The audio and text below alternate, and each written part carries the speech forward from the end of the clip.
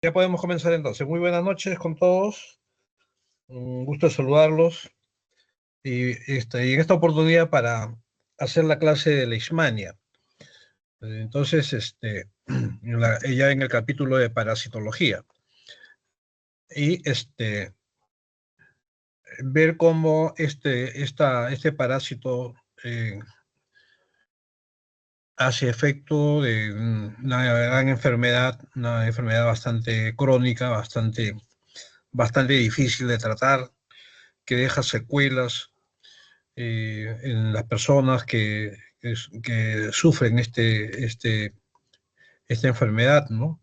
Bien sean niños, jóvenes, adultos, porque el parásito tiene la capacidad, ¿no es cierto?, de ser transportado en el vector, ¿no es cierto?, que es una mosca, una luxomía, y este insecto es que pica, ¿no es cierto?, a las personas en las zonas que están, en las partes del cuerpo que están descubiertos, o cuando se meten dentro de la ropa, etcétera. Entonces, es una enfermedad que inclusive produce muerte, ¿no? Produce daño mortal a gran escala, ¿no? Gran cantidad de personas mueren por esta enfermedad. Y en los países, en las zonas, o en las zonas de los países en donde esta enfermedad es prevalente, ¿no? No sé, o es endémico, digamos, de alguna manera, eh, algunas veces también se hace como una epidemia, ¿no? Entonces, porque el vector se reproduce mucho y entonces, ¿cómo se llama? Abarca una gran extensión de territorio del país y puede producir, como digo, epidemias, ¿no? Entonces, eh, eso es lo trágico, ¿no? Lo siempre, y que es los epidemiólogos tienen que trabajar mucho, ¿no es cierto?, para controlar esta enfermedad, estos brotes, los brotes epidémicos, ¿no es cierto?, las epidemias en sí mismo.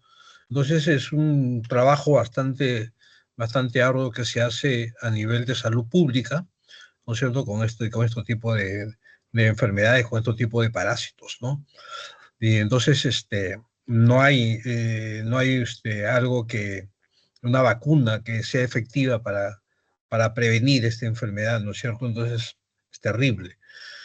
Y el tratamiento de esta enfermedad también es bastante pesado, bastante complicado, ¿no es cierto? No son drogas fáciles de utilizar. Hay que tener mucho cuidado para, ¿cómo se llama?, para usar estos medicamentos. Hay que utilizar un esquema de tratamiento que ahora lo vamos a ver. Y felizmente en nuestro país, por lo menos el tratamiento es gratuito, porque esto está dentro del programa de las enfermedades que son atendidas por el Ministerio de Salud, no solamente en este país, en nuestro país, sino eh, todos los países que como están afiliados a la Organización Mundial de la Salud. ¿No es cierto? Entonces, este tema, como digo, con esta introducción, para que ustedes vean de que esta enfermedad en nuestro país es prevalente, ¿no? Y a veces hay muchos casos de incidencia, ¿no es cierto?, casos nuevos, en sitios que a veces no existe, ¿no es cierto?, normalmente, y entonces a veces hay problemas de diagnóstico, ¿no? Entonces hay que utilizar las pruebas diagnósticas, inmunológicas, para, ¿cómo se llama?, para dar con la enfermedad, ¿no? Porque a veces inclusive pueden confundirse con otras enfermedades parasitarias, micóticas, etcétera, ¿no? Entonces, y es una enfermedad que tenemos en nuestro país, ¿no es cierto? En los valles interandinos, ¿no es cierto?, de más o menos entre 1.500 metros hacia arriba, 2.500 metros, esa es la altura promedio en que entonces vive el vector, ¿no? Vive el insecto, y a veces un poquito más bajo también en la selva baja, ¿no? Entonces, eh, como digo, hay que tener mucho cuidado, ¿no es cierto? Hay que tener mucho cuidado cuando uno se interna a zonas endémicas de esta enfermedad, hay que tener mucho cuidado. Ustedes van a ir a serums y seguro que les toca ir por alguno de estos sitios, tienen que tener mucho cuidado. Entonces, muy bien, vamos a repasar esta clase, ¿de acuerdo? Pásame la primera lámina, por favor. Esta es la respuesta de la Organización Mundial de la Salud, como les decía, ¿no es cierto? La Organización Mundial de la Salud se reúne todos los años para ver estos problemas, no solamente esta enfermedad, sino de muchas enfermedades, y ver cómo van, ¿no es cierto? Cómo va la casuística en el año, ¿no? Entonces, si va si va muy alto, muy grande, o si va bajo. Entonces, todas esas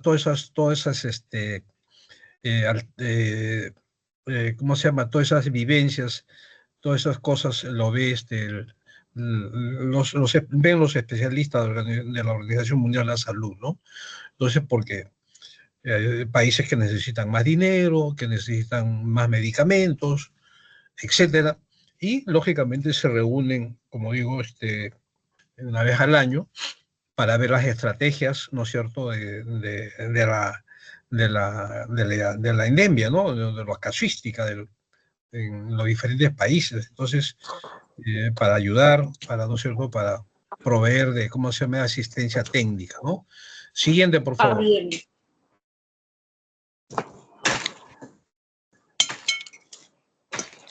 Apaguen su micro, por favor, ¿ya?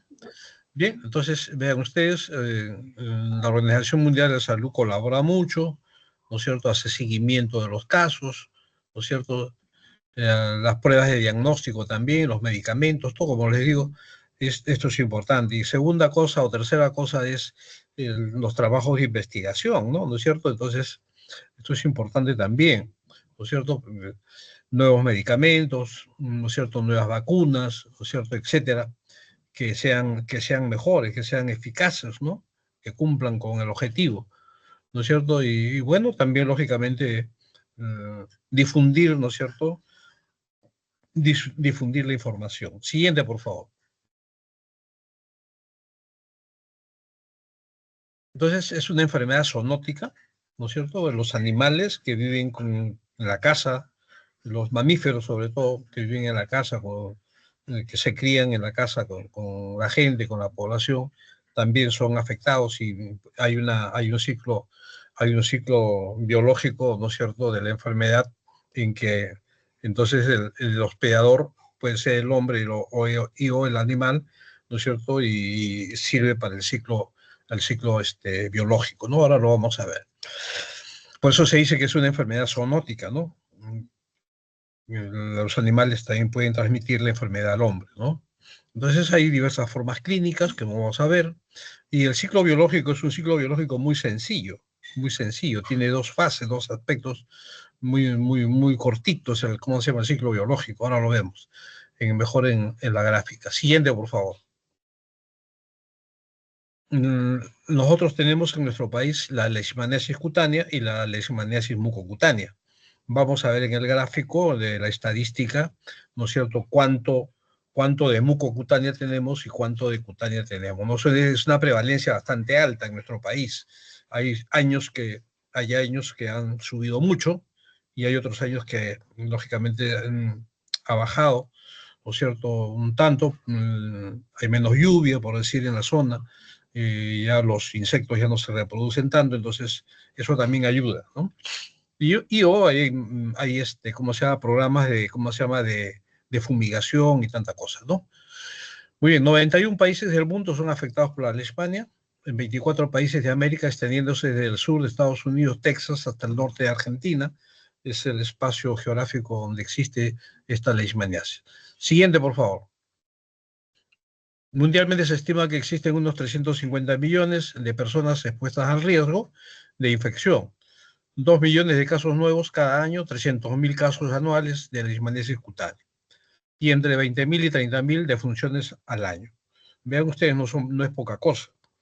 No es poca cosa. Esta enfermedad, como les decía, causa la muerte de mucha gente en algunos países en donde es más fuerte ¿cómo se llama?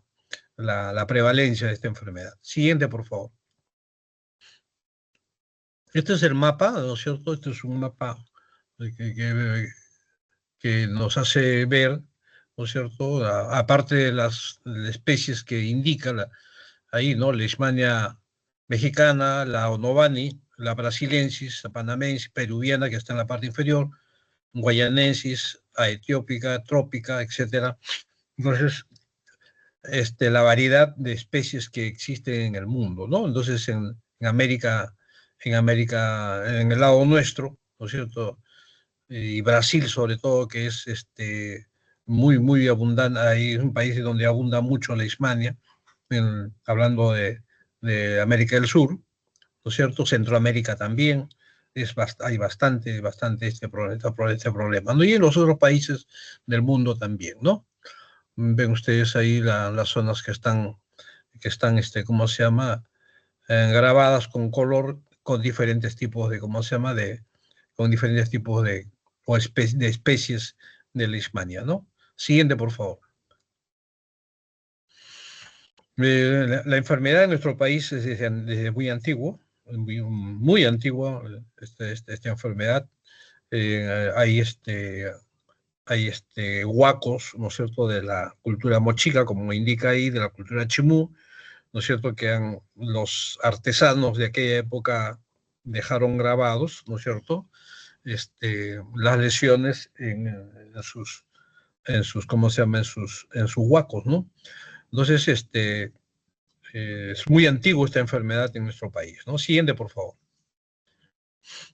Esta vean ustedes, un huaco, mochica, ¿no? Y vean ustedes la diseminación de la lesión cutánea, ¿no? Vean ustedes. Siguiente, por favor. En la parte de historia, ¿no es cierto? Nosotros tenemos influencia extranjera y tenemos también investigadores nacionales, ¿no?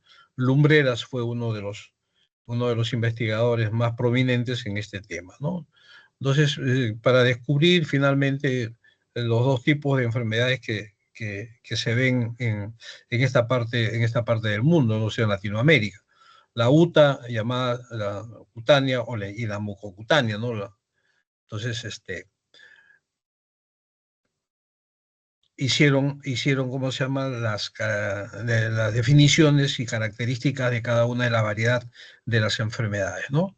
Siguiente, por favor. Y como digo, la historia, ¿no es cierto? Lumbreras y Guerra, que en nuestro país fueron los pioneros en este tema, escriben que la Leishmania brasiliensis y la Leishmania brasiliensis guyanensis son los agentes que causan la espundia en nuestro país, ¿no? Entonces, le ponían esos nombres antiguamente. Hoy en día solamente cutánea y mucocutánea, que es lo que se utiliza más, ¿no? Siguiente, por favor. Este es el, ¿cómo se llama? La genealogía, ¿no es cierto?, del género, Leishmania, vean ahí usted en la parte en medio, Leishmania, este, como especie, como género, ¿no es cierto? En la parte inferior las diferentes especies, ¿no es cierto? Vamos a ver, entre, hay, ¿cómo se dice? Como grupos, ¿no es cierto? Como grupos de leishmanias, ¿no es cierto? Y que cada grupo de leishmania tiene diferentes especies, ¿no? Entonces, la que nosotros tenemos bastante en nuestro medio es el grupo mexicano, el grupo brasiliensis, ¿no es cierto? Porque Donovani es más, ¿cómo se llama? Específico. Acá en Perú, o por lo menos en Latinoamérica, no hay Donovani, ni en América Central tampoco, al menos que sea un caso exportado, ¿no es cierto? Entonces, o importado, quizá, como lo digo mal, o lo digo bien. Entonces, casos que vienen de otro país, de europeo, africano, que vienen con la enfermedad podría ser, pero en nuestro país no tenemos casos originarios, ¿no? Donovani es la enfermedad ¿no es cierto?, del África, generalmente en el África, ¿no? Y lo que hay por acá sí hay trópica, hay mexicana, y lo que más abunda es la brasiliensis, ¿no? Siguiente, por favor. Aquí está un poquito más claro lo que de la lámina anterior, ¿no es cierto? Para ver las variedades o las especies, subespecies en cada uno de los grupos, ¿no? El brasilense, mexicana, trópica, mayo, la tópica o novani, como les digo, este, de diferentes subespecies, ¿no? Entonces, nosotros tenemos en el grupo de brasiliensis, tenemos a la variedad peruviana, ¿no? Pero como digo, panamensis también podemos tener, guayanensis también podemos tener, y lo que tenemos muy cerca y pasa muy frecuentemente del lado de Brasil hacia la selva peruana, entonces es la brasiliensis, ¿no? Es lo que más tenemos. Amazonensis es una variedad también que apareció por el norte de nuestro país, la venezuelensis también, que viene de Venezuela, etcétera. Entonces, son variedades que vienen viajando, ¿no es cierto?, en el avión, en el barco, o por tierra, qué sé yo. Entonces, y fácilmente pueden contagiarse también, ¿no es cierto?, los insectos, y el insecto poder, ¿cómo se llama?, transmitir las diferentes variedades, ¿no? Entonces, eso hay que entender, y lógicamente los parasitólogos, ¿no es cierto?, que trabajan mucho en este tema, finalmente hacen la determinación de especie, ¿no? Entonces, porque a veces es necesario, mediante la investigación científica, llegar a determinar, ¿no es cierto?, qué tipo de especie es la que está produciendo la enfermedad, ¿no? Siguiente, por favor. Igualmente, ¿no es cierto?, como hemos dicho, el Donovan, Infantum, Chagasi, ¿no es cierto?, son generalmente especies del África, ¿no es cierto?, que producen esta enfermedad llamada calazar, ¿no es cierto?, que nosotros no tenemos, características muy parecidas al común, ¿no es cierto?, al común de la especie. Quizás es una enfermedad muy febril, ¿no es cierto?, muy adelgazante, muy anemizante, ¿no es cierto?, y que lógicamente produce la muerte muy fácilmente en esta zona, ¿no? Los reservorios, como ven ustedes, hombres, roedores, perros domésticos, perros salvajes o animales cánidos salvajes, etcétera. Y el vector, aquí hay que hacer una distinción, ¿no es cierto? En el vector, el Phlebotomus, que antiguamente a todos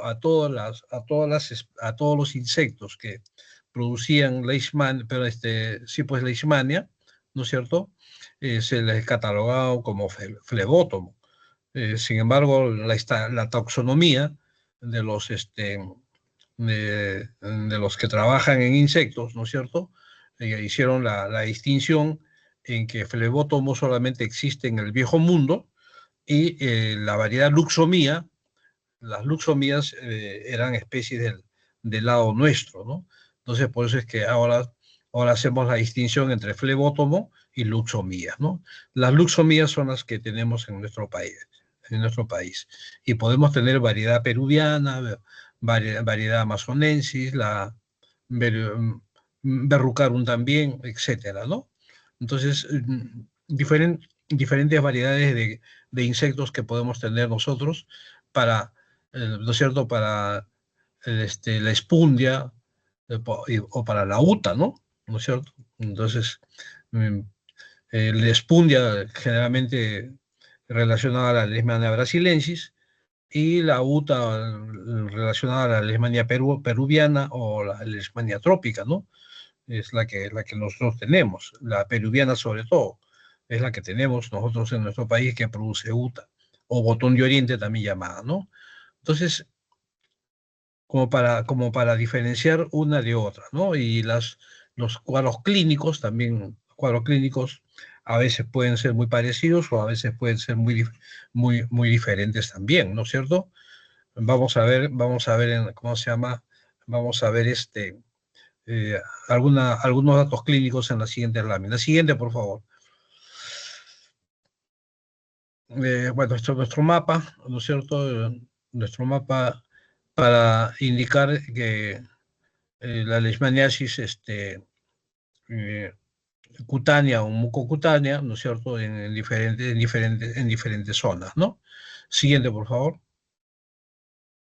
Igualmente, ¿no es cierto? Esta es la densidad, la tasa por 100.000 habitantes, ¿no es cierto? Desde el color blanco, color verde, color amarillo, color rojo, para indicar, ¿no es cierto?, que el color, en donde hay color más clarito, más blanco, es en la menos cantidad ¿cómo se llama?, de infectados, ¿no es cierto?, o menos cantidad de prevalencia, ¿no es cierto?, o menor prevalencia. Y en el rojo, el color rojo es en donde existiría una mayor cantidad de prevalencia, ¿no? Entonces, todo eso está mapeado, todo eso está, ¿cómo se llama?, estudiado, los epidemiólogos que hacen trabajo de campo, ¿no es cierto?, hacen esta determinación permanentemente, ¿no? Porque al fin de año epidemiológico, ¿no es cierto?, es que hacen un informe por año, ¿no? Y se establecen las tasas, los cuadros estadísticos, ¿no? Siguiente, por favor. Vean ustedes en esta tabla, ¿no es cierto?, desde el año 2000 hasta el año 2021, 22, ¿no es cierto?, que no hay otra tabla más actualizada en ese sentido, o por lo menos no la pude conseguir yo en días anteriores, días atrás. Entonces, pero vean ustedes cómo es que la variación, ¿no es cierto?, de casuística por años, ¿no es cierto?, va cambiando, y eso a lo mejor también tiene mucha relación con los cambios climáticos, ¿no? El cambio climático, en nuestro país tenemos el efecto del Niño, ¿no?, de la corriente del Niño, ¿no es cierto?, viene muy lluvioso, o la Niña también igual, ¿no es cierto?, la Niña es mucho más fuerte en lluvia que la del Niño. Y entonces las zonas selváticas o las zonas más húmedas, ¿no es cierto?, tienen este problema, ¿cómo se llama?, de la mayor población de los insectos, ¿no? Entonces ven ustedes que en celeste, ¿no es cierto?, la tasa de la leishmaniasis cutánea, y en amarillito o en anaranjado, como ustedes lo vean, la leishmaniasis mucocutánea, ¿no? Entonces, vean ustedes la, la cantidad o la variedad, o la cantidad de variación de, ¿cómo se llama?, de casos que tenemos por año, ¿no? Entonces, esto hay que tener muy en cuenta, ¿no es cierto? Hay años que sí han habido muy baja, o por lo menos baja prevalencia, entonces por lo menos esos años han sido un poco más tranquilos en este aspecto sobre esta enfermedad, ¿no? Siguiente, por favor. En el Perú esta enfermedad se presenta en dos formas, como hemos dicho, la cutánea y la mucocutánea. La cutánea está más ampliamente difundida en territorio nacional, y la mucocutánea está circunscrita a los departamentos de la selva baja, ¿no es cierto?, algunos departamentos de la zona central con región de selva alta, ¿no? Como hemos dicho, los vectores, nosotros tenemos luxomías, no tenemos flebótomo. Ahora ya flebótomo ya no existe en nuestro país, son las luxomías. Diferentes especies de luxomía. La peruensis, la que más tenemos, y como ven ustedes ahí hay una gran variedad de, ¿cómo se llama?, de nombres, ¿no? Siguiente, por favor. Estos son las zonas de mayor riesgo, ¿no es cierto? En las zonas, como digo, Cusco, por ejemplo, Madre de Dios, Junín, San Martín, son los cuatro departamentos en donde, por historia, ¿no es cierto?, historia estadística también, son los departamentos que tienen mayor casuística, ¿de acuerdo? Y hay sitios especiales en cada departamento. Por ejemplo, en Cusco, la Convención; en Madre de Dios, Tambopata; en Junín, Chanchamayo; y en San Martín, Moyobamba. Vean ustedes, entonces hay zonas ya bastante bien determinadas, ¿no? Y cuando ustedes tengan que ir por ahí o de paseo o vayan a trabajar, tienen que tener cuidado, ¿de acuerdo? Entonces, estos datos son muy importantes porque son estadísticamente históricos, ¿no es cierto?, que en donde existe mayor cantidad, ¿no es cierto?, de leishmaniasis, ¿no? A veces A veces Cusco está más alto, a veces Junín está más alto, a veces San Martín, a veces Madre de Dios, y ahí se van turnando los primeros puestos, ¿no?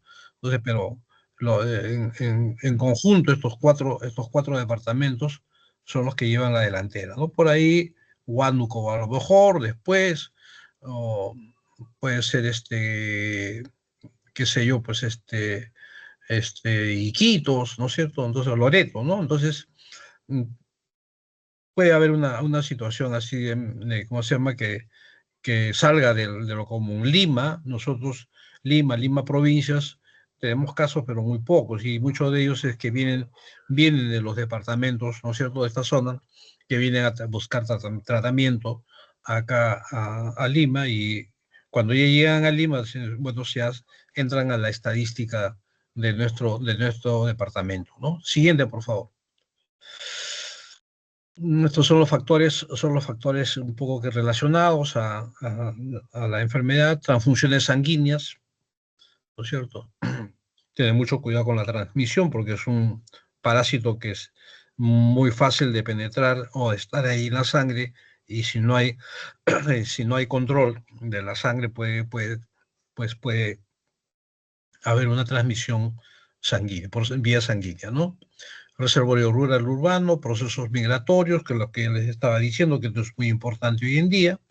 Eh, Puede haber ¿cómo se llama? Gente que viene por el barco, gente que viene por el avión, gente que viene por tierra, y, perdón.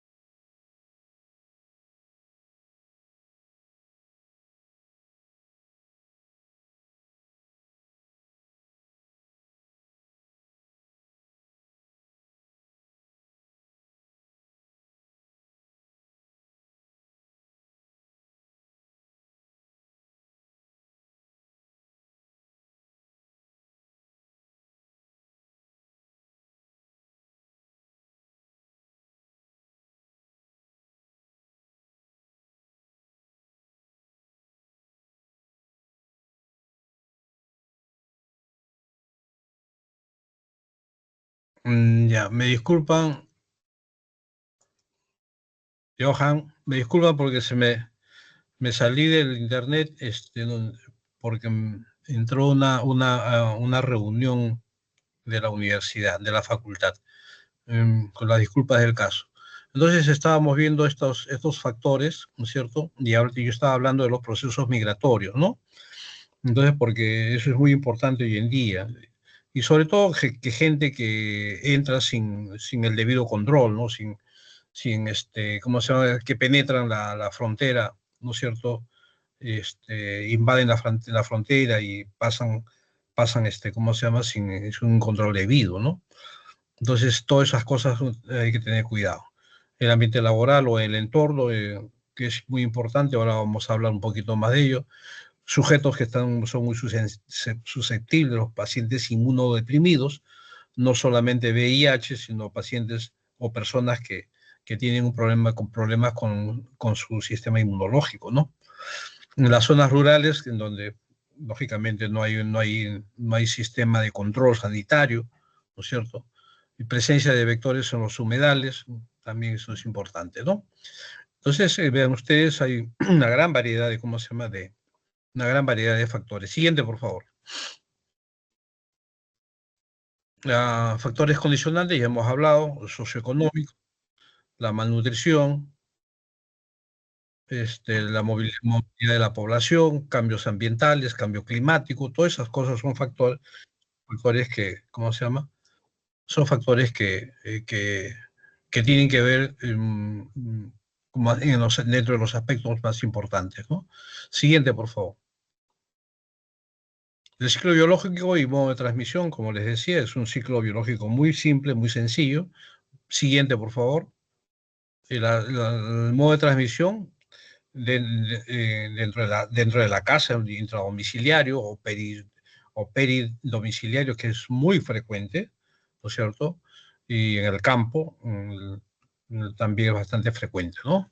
Entonces bueno, la persona enferma, que es un factor, ¿cómo se llama? Que ingresa al ciclo biológico de contagio, ¿no? Entonces, el modo de transmisión son muy frecuentes. Siguiente, por favor. El ciclo es mamífero infectado, mosca, en ese caso el insecto, y la persona humana, ¿no? Y el humano. Ese es el ciclo bien cortito, ¿no es cierto? Muy simple en ese sentido, ¿no? Puede haber una transmisión madre-niño, ¿no es cierto? La llamada transmisión vertical, ¿no es cierto? Que ustedes conocen perfectamente.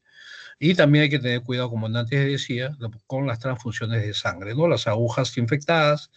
Hoy en día hay mucha gente que comparte agujas, ¿no es cierto? Los drogadictos, sobre todo, que se inyectan, entonces tener mucho cuidado. Siguiente, por favor. El ciclo selvático, como les decía, bosques, vectores humanos. Ciclo doméstico rural, las regiones y valles interandinos, intradomiciliarios, sobre todo cuando los niños duermen. Los niños son muy frecuentemente afectados. Y el ciclo urbano, es decir, en la ciudad, ¿no es cierto? Siguiente, por favor. Este es el ciclo, vean ustedes, un ciclo muy sencillo, bastante sencillo, ¿no es cierto? Y se da tanto en el humano como ¿cómo se llama? En el insecto, ¿no? Entonces, ahí vean ustedes, en el humano se vuelven a mastigotos, ¿no? Es decir, pierden el flagelo. Cuando, cuando cuando ¿cómo se llama? La leishmania, el mastigoto leishmania, viene, viene en la boca de, ¿cómo se llama? Del, del insecto, y al momento que pica, entonces ese mastigoto dentro de la célula humana o dentro del macrófago pierde ¿cómo se llama? El flagelo y se vuelve a mastigoto. Entonces, el ciclo biológico es entre la mastigoto en el hombre y el mastigoto, ¿cómo se llama? En el insecto. Nada más, eso es todo. Y lógicamente en la evolución, lógicamente mayores en el, ¿cómo se llama? ¿Cómo se llama? En el insecto, ¿no? Entonces ahí tiene un mayor recorrido, ¿no es cierto? Porque hace un ciclo entérico y hace un ciclo digestivo oral, ¿no? Hasta que la leishmania llega a la boca de, ¿cómo se llama? Del insecto, ¿no? Y ahí está propicio para picar, y cuando pica, entonces ahí introduce el parásito, ¿no? Entonces, como digo, vean ustedes, un ciclo muy sencillo, un ciclo bastante sencillo eh, en esta especie. Siguiente, por favor. Ya le hemos dicho, luxomía en las Américas, flebótomo en el Viejo Mundo, se determinó que así fuese. Hay una gran variedad de especies, 300, 400 especies. Entonces, las luxomías que nosotros tenemos, la peruensis, la amazonensis, entonces, que ya hemos visto en las láminas anteriores, ¿no? Y el flebótomo, lógicamente, es en el África, en el viejo mundo, ¿no? Para la especie Donovani, ¿no? Siguiente, por favor. Vean ustedes las diferentes eh, insectos, ¿no es cierto? Las luxomía hembra, luxomía macho. La hembra es la que es la hematófaga. Siguiente, por favor. Entonces, el flebótomo hembra, hematófaga. Vean ustedes. Siguiente.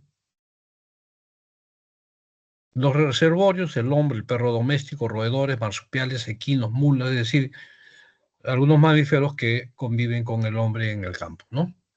Siguiente. Y los animalitos que viven con el hombre y los silvestres también, ¿no es cierto? Como ahí ven ustedes un tapir en la parte inferior derecha, entonces vean ustedes cómo está afectado, ¿no? Eh, Vean ustedes cómo los animalitos están afectados. Igual, sufren la enfermedad, ¿de acuerdo? Siguiente, por favor. La respuesta inmunológica, hablando un poquito de inmunología, son los macrófagos, como yo antes les decía, en donde el parásito anida, ¿no es cierto?, como amastigoto, ¿no? Como amastigoto, y ahí este amastigoto se multiplica, se divide, ¿no es cierto? Y cuando hay muchos parásitos dentro, multiplicados o divididos dentro del macrófago, el macrófago se revienta, ¿no? Revienta y explota y según la cantidad, ¿no es cierto?, de macrófagos o de matíes, etcétera, entonces vienen los problemas hematológicos, ¿no? Entonces todo eso hay que tener en consideración. La lesión en la piel también tiene una sistemática, ¿no? este, generalmente en la zona necrótica, ¿no es cierto?, de la herida, como vamos a ver en la siguiente lámina, en esa zona es donde aún, todavía no, un ratito por favor, retrocede. En esa zona es donde ustedes van a tener que ir a buscar cuando hagan el frotis, ¿no es cierto?, o la impronta, ahora les voy a explicar un poquito, ¿no es cierto?, hacen un frotis, una impronta de la herida para hacer la coloración de Yemsa, ¿de acuerdo? Con coloración de Yemsa y se van a observar, ¿no es cierto?, las diferentes formas que ahora vamos a ver en la lámina, ¿no? Entonces, todas esas cosas hay que aprenderlas. El diagnóstico, como siempre lo hemos dicho, ¿no es cierto? Cuando hemos estado en funciones en el hospital, le hemos dicho a los internos, a los médicos residentes, que el diagnóstico se hace al pie de la cama del paciente, ¿no es cierto?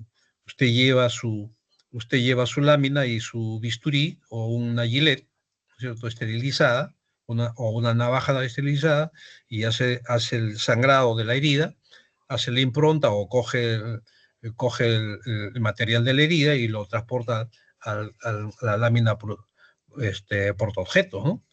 Eso se lleva al laboratorio, se colorea con Yensa y en un microscopio usted observa ¿cómo se llama?, las formas anatómicas del parásito, ¿no?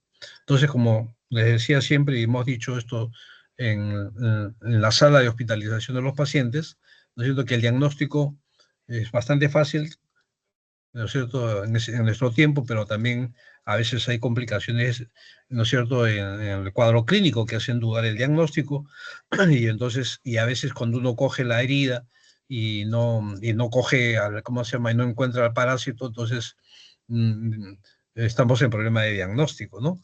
Para eso hoy en día hay pues las pruebas inmunológicas, ¿no? Entonces la serología hoy en día es muy efectiva, tiene una alta tiene una alta capacidad de especificidad o de sensibilidad de la prueba, ¿no es cierto? Y lógicamente nos dan un diagnóstico certero, ¿no? Siguiente, por favor. Bien, esta es la respuesta del tejido ante la lesión o la agresión del parásito, ¿no? El edema de la dermis superficial, daño del colágeno y de la elastina con aumento de reticulina seguido de fibrosis, ¿no? Porque toda esa zona dura que se forma alrededor de la herida es una zona fibrótica, ¿no? En otros casos hay necrosis del colágeno o de la epidermis y la hiperplasia pseudoepiteliomatosa es intensa. La muerte de los queratinocitos por apoptosis se ha implicado en la formación de úlceras. O sea, porque se forman unas verdaderas lesiones ulcerativas, ¿no? Siguiente, por favor. Las lesiones cutáneas se encuentran, bueno, esta es ya la parte inmunológica, cuando uno hace estudio inmunológico, ¿no es cierto?, de la herida, de la sustancia o del líquido de la herida, entonces uno va a encontrar ya la presencia de estas, ¿cómo se llama?, sustancias inmunológicas, llamadas este, las linfoquinas, a las citoquinas, etcétera, ¿no? Entonces, que ya ustedes, las interleucinas, etcétera, ahora están implicadas, ¿no es cierto?, también y forman parte del diagnóstico, ¿no? Entonces, esto es lo que se encuentra, estas sustancias o estos elementos inmunológicos hoy en día son mapeados en el laboratorio y cuando uno las encuentra rápidamente hace relación con la enfermedad, ¿no? Siguiente, por favor. Estas son las formas biológicas del parásito. De la mastigote, vean ustedes cómo es, de eso está dentro del macrófago o dentro de la célula, ¿no es cierto? De la célula, sobre todo del humano. ¿No? Eso no hay, a mastigotos no hay en el insecto, en el mosquito, no hay, no existe. Y lo que hay lo que hay en el insecto son los promastigotos, ¿no? Es decir, la forma que tiene el flagelo en la parte polar superior tiene un flagelo, ¿no es cierto? Entonces, y esa es la forma promastigota, ¿no? O mastigoto, como yo le digo. Entonces, uno tiene flagelo, mastigoto, y otro no tiene flagelo, amastigoto. Siguiente, por favor. Y la coloración de Jensa o Rai, como decíamos antes, ¿no? El Rai también se utiliza. Vean ustedes, tiene una coloración de Jensa, ¿no es cierto? Vean ustedes, el polimorfo nuclear está destruido y vean la cantidad de amastigotos que hay ahí inundando, ¿no es cierto?, el cuerpo del macrófago, ¿no? Siguiente, por favor. Lo mismo vean ustedes en la primera lámina de la izquierda, ¿no es cierto? La gran cantidad de amastigotos que hay, ¿no es cierto? Y en la siguiente lámina también igual, ¿no es cierto? Entonces, el ojo del parasitólogo es importante, ¿no es cierto? Y hay que tener costumbre, ¿no es cierto?, de ver. Ustedes van a ver ahora en la práctica, se les va a poner las láminas para que los vean in situ, en vivo, ¿no es cierto?, sus láminas. Y todo lo que estoy enseñándoles aquí en estas diapositivas, ustedes lo van a poder ver en el laboratorio usando su microscopio. Siguiente, por favor. Las láminas son muy bonitas, sé que hay, por lo menos las que yo conozco en el laboratorio de nosotros, hay láminas muy bonitas. Este es un acercamiento ¿cómo se llama?, de la mastigote, ¿no es cierto?, o mastigoto. Vean ustedes las partes que se pueden reconocer dentro, no sé, porque en un acercamiento con un microscopio de alta resolución, ¿no es cierto?, de muy buena resolución, se pueden ver todas estas cosas, todos estos elementos dentro de la mastigota. Siguiente, por favor. Siguiente. Bien, entonces creo que ahí se me ha pasado una lámina que mostraba al promastigoto, pero por ahí creo que tengo otra lámina más que viene adelante. Entonces, estos son los aspectos epidemiológicos, ¿no es cierto?, en las zonas donde hemos dicho más frecuentemente. Aquí aparece Amazonas, aquí aparece Ancash, Madre de Dios ya hemos dicho, Cajamarca en Jaén, Huánuco, como también hemos dicho, la Sierra de Lima, ¿no? Entonces, en las etapas tempranas de la vida, los niños generalmente son bastante más afectados. Las lesiones más frecuentes en la parte de exposición del cuerpo. A veces las personas que trabajan en el campo trabajan con el dorso descubierto y ahí es donde más pica, ¿no es cierto? El insecto o las piernas están descubiertas y ahí también pican, ¿no? Entonces, las zonas expuestas ahí es donde pica el parásito, ¿no? El 51% de pacientes única lesión, pero sin embargo ustedes han visto hasta en el huaco ¿cómo se llama? De la época bochica, ¿no es cierto? Es como hay una diseminación de la lesión, ¿no? Entonces eso también es muy frecuente y a veces lleva a diagnóstico confuso, ¿no?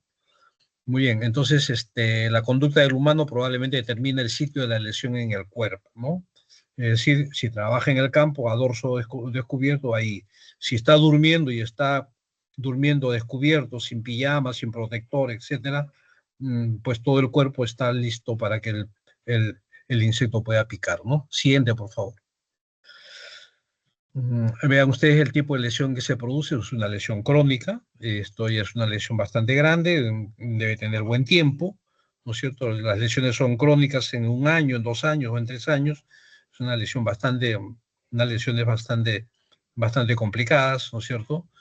Y a veces el que sabe y tiene la picadura, una raya más al tigre, ¿no? Así como decimos. Pero el que no sabe que tiene esto, a veces cree que es una lesión banal y no le hace caso hasta que se ulcera, ¿no? Ve ustedes allá, ahí está, ya hay una zona, ya la herida está ulcerada. La zona del borde es la zona ulcerada es la que está al centro, al fondo, y la zona necrótica es la que está al borde, ¿no? Y vean ustedes las flechitas que están tratando de indicarnos que los parásitos amastigotos están generalmente en la lesión del borde de la herida. ¿No? ¿De acuerdo? No, cuando hacemos diagnóstico de la herida, no buscamos, pregunta muchas veces, inclusive en la clínica, ¿no? Entonces, eh, o del examen también, escrito, ¿no es cierto? Los parásitos se encuentran en el borde de la herida, no se encuentran en el fondo de la herida. ¿De acuerdo? Por eso es que cuando usted quiere hacer una impronta o una coloración de la herida, ¿no es cierto? Tiene que hacer sangrar el borde, tiene que rasparlo con el bisturí o con la lámina por objeto hasta que sangre, y entonces ese sangrado es la que se recoge para hacer la coloración ¿cómo se llama?, de Roy o de Reid o de Jens, que ustedes van a aprender a hacer ahí en el laboratorio. Es muy sencillo, es demasiado sencillo, demasiado fácil, no es tan complicado cuando hacemos gran. La coloración de gran es mucho más compleja, ¿no? Tiene 3, 4 pasos. Esto no, pone usted el colorante y lo deja secar y chao. Ahí está listo ya para observar en el microscopio. Siguiente, por favor. Vean ustedes el niño, en la carita del niño. Vean ustedes. Siguiente. Estas lesiones en las manos, hay varias lesiones, ven ustedes en la mano, en la parte superior de la mano también hay otra más que por ahí va apareciendo. Las lesiones, vean ustedes, son de tipo crónico, ¿no es cierto? No son heridas que aparecen de la noche a la mañana, estas heridas van apareciendo en el tiempo. Siguiente, por favor. Bien, las partes que nosotros tenemos en nuestro país, la selva alta, la selva baja, ya hemos dicho, Madre de Dios, Loreto, Cusco, Huánuco, Junín, ¿no es cierto? Son San Martín también, son los departamentos que tienen más problemas con esta enfermedad, ¿no? Siguiente, por favor. Vean ustedes ya esto estamos hablando de la variedad mucocutánea, ¿no? Como el cartílago nasal se ha perforado, se ha roto, ¿no es cierto? Y si este cartílago es acá en el cuello, en la garganta, pues el paciente viene o la persona viene sin voz, ¿no? Porque se comen las cuerdas vocales, ¿no es cierto? No solamente se come el cartílago de la tráquea, qué sé yo, ¿no es cierto? Sino también se come o hace perder, ¿cómo se llama?, las cuerdas vocales. Y viene con una perforación bastante, bastante dramático, ¿no? Entonces, todas esas cosas se ven en estas variantes de leishmania bucocutánea, ¿no? Siguiente, por favor. Esta es la cutánea difusa, como decíamos. No solamente hay una sola lesión, sino hay una lesión muy, muy cargada, muy variada, todo el cuerpo. Siguiente. Vean ustedes, si, si ustedes han visto o van a ver mañana más tarde una lepra, por decir, ¿no es cierto? O una micosis de estas micosis también, ah, paracoccidomicosis, qué sé yo, ¿no es cierto? De estas micosis también de tipo crónico, ¿no es cierto? Vean ustedes que hasta tuberculosis puede ser en la piel, ¿no es cierto? Entonces, frente a qué tipo de enfermedad estamos, ¿no? Sin embargo, en la casuística y la epidemiología en zonas altamente endémicas, estas lesiones rápidamente son tipificadas como leishmaniasis. Entonces, tan prontamente ve un cuadro clínico así, es una leishmaniasis, ¿no? Pero hay países en donde esto no existe. Y entonces uno ve este cuadro clínico y dice, Dios mío, ¿qué cosa es esto, no? Entonces uno tiene que recurrir a pruebas de diagnóstico serológico para dar con el diagnóstico, cuando el diagnóstico está a la vista, está la clínica, ¿no? Entonces los infectólogos o los especialistas en medicina tropical que trabajan todos los días en estos casos clínicos, no es problema de diagnóstico, ¿no? En fin, pero a veces puede haber una dificultad diagnóstica, entonces para eso tenemos las pruebas inmunológicas, ¿no? Siguiente, por favor. La incubación entre 4 a 10 meses, una enfermedad crónica, como yo les digo, ¿no es cierto? La mayoría o casi todo, yo diría que tiene una evolución crónica. En el caso de Kala-Azar, ¿no es cierto? El Kala-Azar es una enfermedad febril, altamente febril. Yo no he visto nunca un Kala-Azar, por cierto. Solamente puedo hablar de cómo se llama de la literatura, porque ahí están descritos. Y los profesores míos, mis profesores, cuando nos hablaban de este tema, ellos decían que era una de las enfermedades que producía mucha fiebre, 40 grados de temperatura tranquilamente. Y entonces ese nivel de temperatura alto, como quedaba, y con estas lesiones en la piel, etcétera, y viniendo de la selva, de la zona endémica, entonces eran datos de diagnóstico clínico, ¿no? O sea, el diagnóstico era netamente clínico, sin hacer una lámina de coloración o en ese tiempo, pues hace mucho tiempo atrás, cuando yo estudiaba medicina, no habían pruebas serológicas, ¿no? No había, las pruebas inmunológicas no existían, ¿no? Y si por ahí había uno o dos, eran muchos, ¿no? Y eran carísimas, no como ahora, el laboratorio, todo es inmunología hoy en día, ¿no es cierto? Entonces, es la ventaja de diagnóstico que se tiene, pero hay que tener el criterio clínico, ¿no es cierto? Que es lo que prima, que es lo que establece, ¿no es cierto? La esencia de, ¿cómo se llama? Del médico, ¿no? Entonces, el médico tiene que hacer una elucubración clínica primero para luego ir a buscar el diagnóstico, la ayuda diagnóstica, ¿no? Y como dice en la parte final, ¿no es cierto? Hasta la médula ósea, los ganglios linfáticos son tomados, ¿no es cierto? Y cuando son tomados, muchas veces, como dice también en la parte final, son mortales, ¿no? Siguiente, por favor. Muy bien, esto es el Calazar, como le decíamos, felizmente no tenemos en nuestro país, pero si alguna vez viene un caso por acá, ustedes tienen que estar atentos. Primero el dato epidemiológico, importante que de dónde viene, ¿no es cierto? Si viene de la zona del África, con mayor frecuencia, con mayor seguridad, ¿no? Entonces, es una enfermedad febril, como le decía, ¿no es cierto? Hay agrandamiento de las vísceras, el vaso, el hígado se vuelven muy grandes, ¿no es cierto?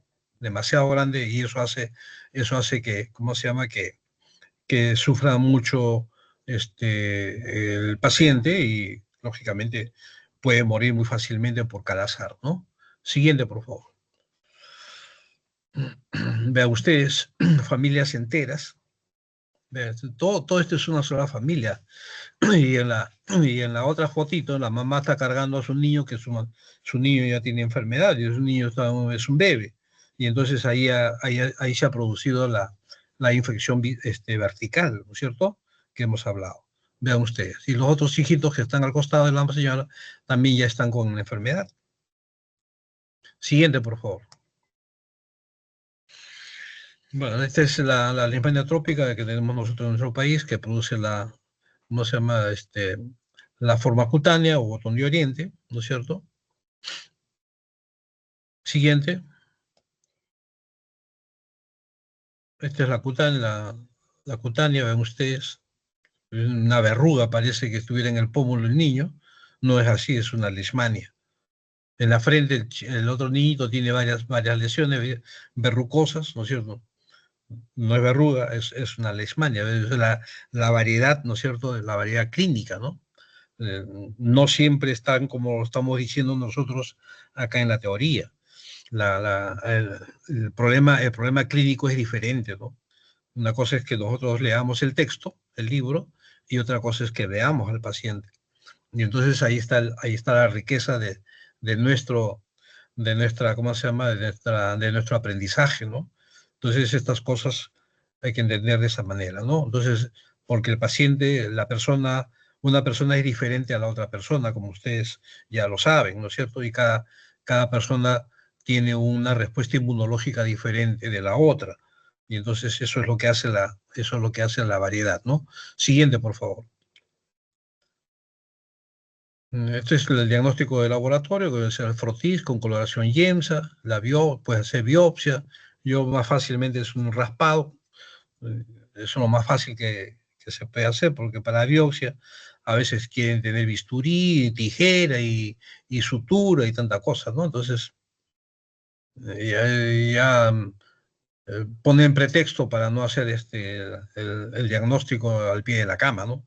El pie de la cama del paciente es un raspado, si no hay bisturí, con el mismo borde de la lámina de la lámina de vidrio, con la portaobjetos, con eso se hace sangradería y listo.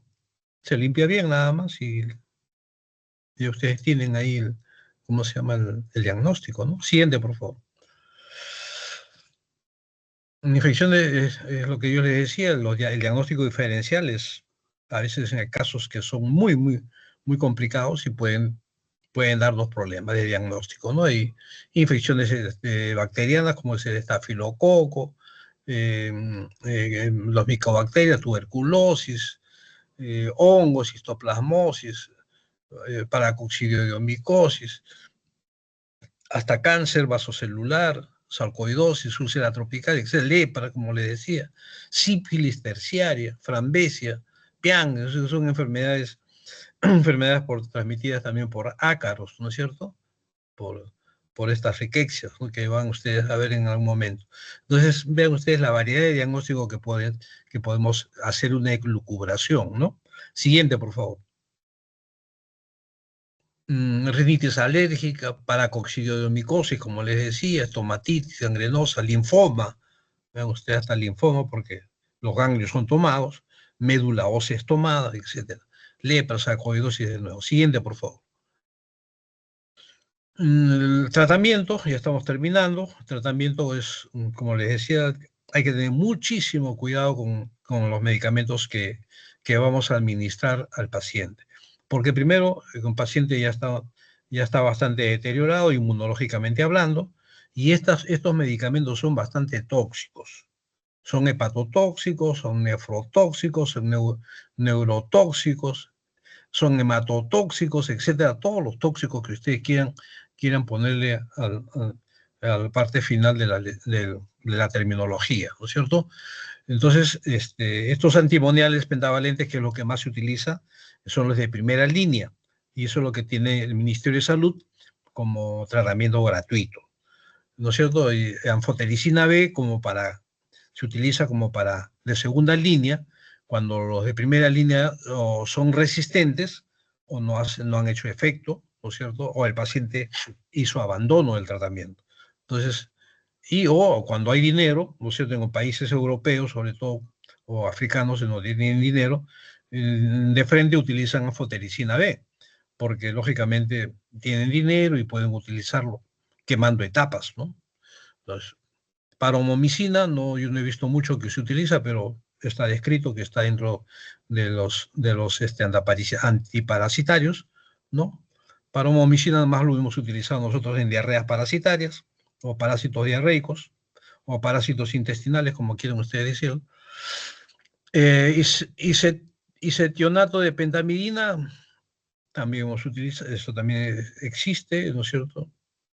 Miltefosina, miltefosina últimamente se apareció como un buen medicamento para tratamientos rebeldes, tratamientos muy resistentes a los tratamientos a los otros antileishmaniásicos, ¿no es cierto? Y los derivados azólicos, que son los antifúngicos, ¿no? Ketoconazol, fluconazol y traconazol, que también se utilizan para problemas de micosis profundas, micosis crónicas, ¿no es cierto? Entonces, también han dado resultado en el tratamiento de esta enfermedad, ¿no? Entonces, la variedad de medicamentos que pueden utilizarse. Pero el tratamiento gratuito en el programa de país es con los antimoniales pentavalentes, ¿de acuerdo? El antimoniato de meglukina y el estilogluconato de sodio. Son los que nosotros tenemos para dar tratamiento. Siguiente, por favor. La primera línea, como ya les decía, los antimonales pentavalentes, ¿no es cierto? Y la segunda línea, la fotericina B, pentamidina, midonicina, etcétera, son los que se utilizan en segunda línea o cuando hay, ¿cómo se llama? Resistencia a los antimoniales, ¿no? Y en pacientes embarazadas, ahí se utiliza la fotericina B, ¿de acuerdo? Siguiente, por favor. Este es el esquema de tratamiento. Aquí sí yo les aconsejo mucho a mis alumnos y a todos los chicos que a veces han estado conmigo en el hospital. Aquí, aquí se tiene que utilizar la calculadora. Y la calculadora es para sacar el peso, el gramaje de medicamento por kilo de peso. Porque como les digo, estos medicamentos son muy tóxicos. Y si nos pasamos un poquito de dosis, ¿no es cierto? Pues, si le damos la dosificación al ojo por ciento, como yo le digo, ¿no es cierto? Le podemos hacer más daño al paciente, ¿no es cierto? Entonces aquí hay que darle por kilo de peso. Ahí está la dosis máxima, ahí están los gramos los miligramos que se utilizan por kilo de peso, y al paciente hay que pesarlo, pues está muy flaquito, está muy desnutrido, tú lo puedes ver un poco gordito porque está con un abdomen balonado o distendido, ¿no es cierto? Y eso te puede engañar. Entonces lo pesan mejor, eh, pesan ustedes al paciente y según el peso se da el tratamiento, ¿de acuerdo? Para antimoniato, metilglucamina, para gluconato de sodio, para fertiricina B, pentamina, etc. Todo eso tiene, ¿cómo se llama? Tiene un gramaje exacto. Ese es el consejo que les doy, por favor. Siguiente, por favor. Muy bien, son casos clínicos que les he puesto al final. Países vecinos al nuestro, esto me parece que es de Ecuador, sí, de Ecuador es un caso de leishmaniasis cutánea diseminada, como les decía, no es una lesión única, pueden ser lesiones múltiples. Siguiente, por favor. Esta es una leishmaniasis mexicana, me parece, cutánea causada por Leishmania brasilensis, y se ha usado fotericina B. Como digo, hay países que utilizan de frente, ¿no es cierto? O a veces estudios científicos o estudios en los laboratorios, ¿no? Que quieren probar su droga y le dicen, doctor, hagamos un trabajo de investigación sobre este caso y utilicemos anfotericina B de frente, ¿no? A ver cómo nos va en comparación con otras drogas. Y entonces sale un trabajo de publicación científica, ¿no? Siguiente, por favor. Este es un caso peruano, no, mexicano, pero este es mexicano. También igual, leishmaniasis cutánea, reporte de un caso clínico. A lo mejor encontraron un caso que les pareció raro y lo reportaron como reporte de un caso, ¿no? Siguiente, por favor. En el Perú también igual, ¿no es cierto? También hay ya lo hemos dicho, las lesiones. Siguiente, por favor. Este es el caso peruano que les se había pasado para este lado. Esta es una publicación en la revista de salud pública de nuestro país. También igual, una leishmaniasis cutánea, manifestación clínica inusual, ¿no es cierto? Quizás el paciente tuvo un estado inmunológico bastante deprimido, o la leishmania que le tocó era muy agresiva, qué sé yo, ¿no es cierto? Entonces, pero ahí han hecho el diagnóstico de la leishmania amazonensis, vean ustedes, determinando si dice la especie como leishmania variedad amazonensis, vean ustedes. Ya, o sea, ya ¿cómo se llama? El especialista en la determinación de especie ya llegó hasta ese límite, ¿no? Muy bien, y ahí se utilizó ¿cómo se llama? Bicarbonato sódico, entonces se mejoró, etcétera, ¿no? Siguiente, por favor. Muy bien, esas son las zonas de los valles interandinos, son muy bonitos, Muchos de ustedes se van de paseo cuando están de vacaciones, tengan cuidado. Siguiente. Son zonas muy atractivas, ¿no es cierto? Y hoy en día ¿cómo se llama? Los tours, ¿no es cierto? Son muy baratos, son muy fáciles de coger un avión, coger un vehículo y llegan rápido a donde quieren llegar de destino, ¿no? Siguiente, por favor. Entonces, vean ustedes, esto también importa, bonito. Siguiente, sigan. Ya estamos terminando. También acá en la zona selvática. Siguiente. Se hace vigilancia epidemiológica. Hay todo un formato para la vigilancia epidemiológica. Los que quieren mañana ser epidemiólogos van a tener que estudiar mucho este test, estos mapas que ven ahí, ¿no es cierto? Porque hay un ordenamiento, ¿no? Hay un ordenamiento epidemiológico, ¿no? Siguiente, por favor. También la parte de la vigilancia epidemiológica, cuando es un caso probable, cuando es un caso confirmado, etcétera, ¿no? Siguiente, por favor. Siguiente. Esto es parte de la vigilancia epidemiológica. Siguiente, por favor. La investigación epidemiológica también es importante. A ustedes les gusta hacer estudios de estudios científicos, ¿no es cierto? Ahora para graduarse van a tener que hacer sus tesis y si por ahí encuentran un caso interesante, ¿no es cierto?, en algún sitio, tráiganlo para que lo expongan, ¿cómo se llama? Ah, hacen una muy buena revisión, etcétera, ¿no? Siguiente, por favor. Las actividades de control directa, diagnóstico precoz, tratamiento, aplicación de insecticidas, ¿no es cierto?, con los antivectoriales, medidas de protección individual, ordenamiento y saneamiento básico rural, control de los reservorios. Siguiente, por favor. Ahí está el señor haciendo ¿cómo se llama?, fumigación, ¿no es cierto? Hay una casa que está dentro del campo, ¿no es cierto? Una casa muy propicia para, para el ataque de estos insectos, ¿no? Siguiente, por favor. Bueno, zonas muy bonitas, paisajes muy bonitos, y en estos sitios existe este parásito, este insecto. Siguiente. Siguiente. Siguiente. Las capacitaciones técnicas que se reciben frecuentemente en estas zonas. Siguiente. No olvidarse que la educación, ¿no es cierto? En donde vayan ustedes hagan charlas y charlas hasta que la gente aprenda, cuidarse. Vean ustedes, ahí está un joven semidesnudo durmiendo en su hamaca, ¿no es cierto? Viene el insecto y lo pica, ¿no? Entonces, etcétera. Hay otro señor que está trabajando en el río, etcétera. Entonces son zonas laborales y zonas propicias para que el insecto pique a la persona, ¿no? Siguiente, por favor. Siguiente. Vean ustedes, esto es una leishmaniasis muy, muy crónica, vean ustedes, mucocutánea. Siguiente. Bien. Como dice, la selva, la Amazonía los espera porque es muy bonito. Se van a ir a conocer zonas bonitas. Siguiente. La sierra también es bonita. Vean ustedes todos los valles que hay. Y lo único que queda es cuando vayamos por esos sitios tenemos que ir con cuidado.